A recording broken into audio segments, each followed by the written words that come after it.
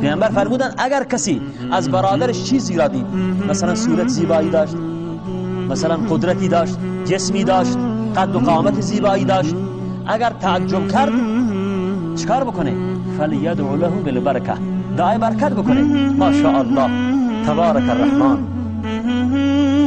بسم الله الرحمن الرحيم. وإن يكاد الذين كفروا ليزلقونك بأبصارهم لما سمعوا الذكر ويقولون إنه لمجنون.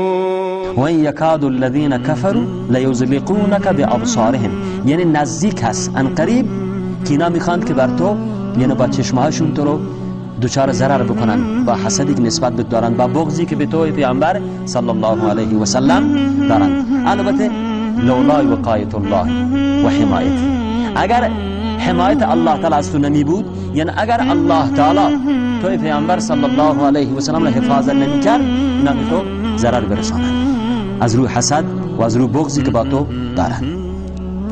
این آیه خودش دلیلی هست. البته این آیه معمولا تو اتاقها، تو ماشین، تو مغازه ها این آیه رو نوشتن، تو قاب گرفتن و فکر میکنن که این آیه برای حفاظت چشمه.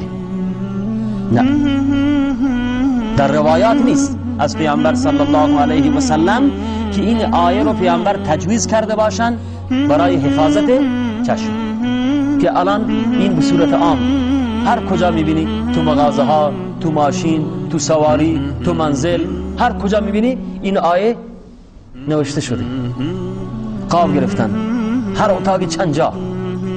این آیه برای حفاظت از چشم نیست و هیچ چیزی جلوی چشم نمیگیره.